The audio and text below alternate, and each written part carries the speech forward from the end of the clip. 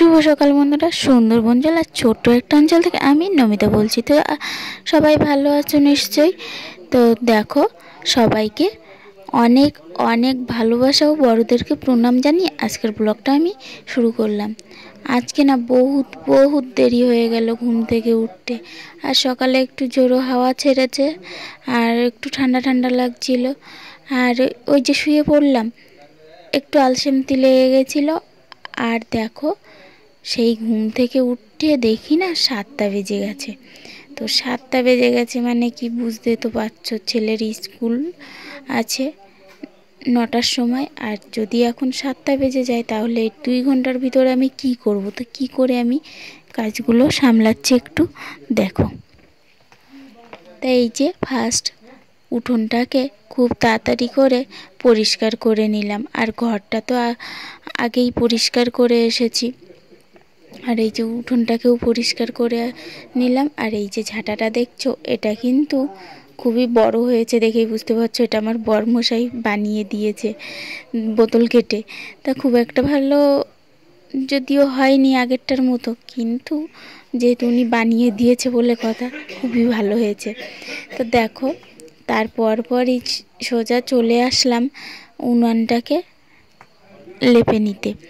তা দেখো, উনুনটাকে কিন্তু আমি খুব ভালো করে লেপে নিচ্ছি। তারপরে তাড়াতাড়ি তো কি হয়েছে, আজকে উনুনটার ওই চারি সাইডে না এত হাওয়া দিয়েছে, পাতা ধুলো ধুলো হয়ে গেছে। তো আমি পুরোটা যাতে লেপে নেওয়া যায় তার জন্য আমি খুব তাড়াতাড়ি করে লেপে নিচ্ছি।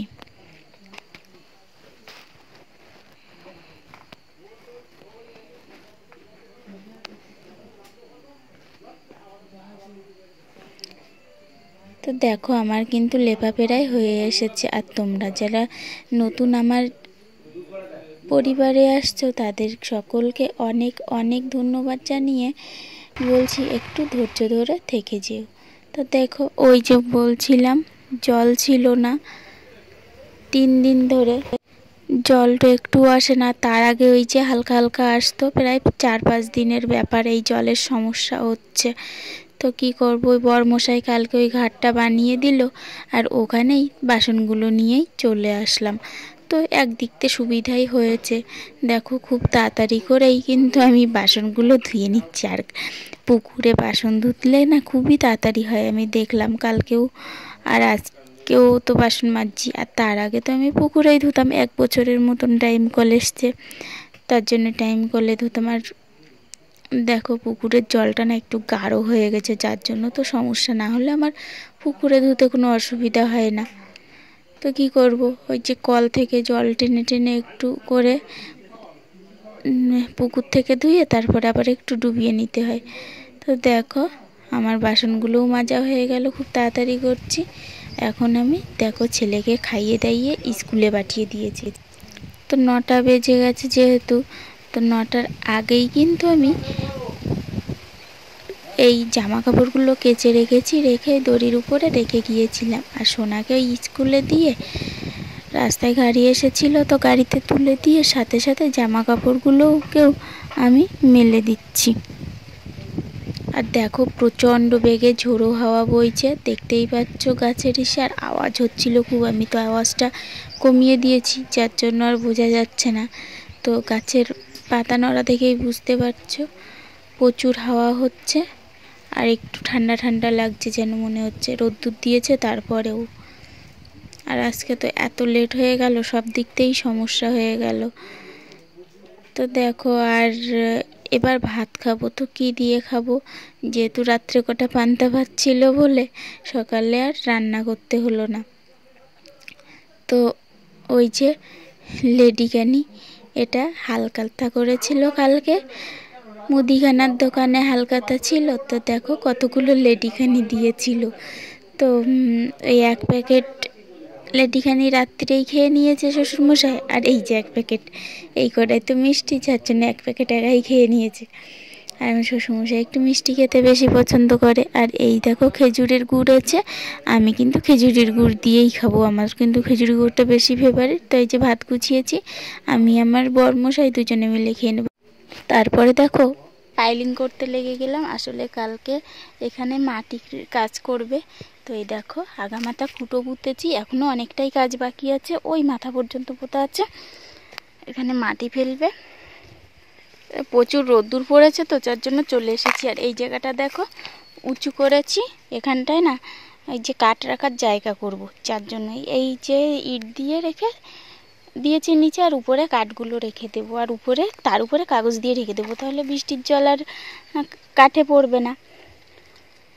আর এখানের এই বাদবাকি কাজটা কাল বিকালে করে নেব, আর আসলে কালকে মাটি কাটাতে আসবে, তো কালকেই দেখাবো। আর তো দেখো পাইলিং করে আস্তে আস্তে প্রায় 11টায় বেজে গেছে এখন। তো তার ঝপঝপ করে রান্নাটা সেরে নেব। তো আগে ভাতটা বসিয়ে দিলাম, উনুনটা ধরিয়ে নিচ্ছি। দেখো আমি, তোমরা তো সবাই জানো আমি প্লাস্টিক দিয়ে উনুনটা ধরিয়ে নিই। তো আমি এখন প্লাস্টিকটা জ্বালিয়ে উনুনটা ধরিয়ে নেব, তারপরে ভাতটা বসিয়ে দেব।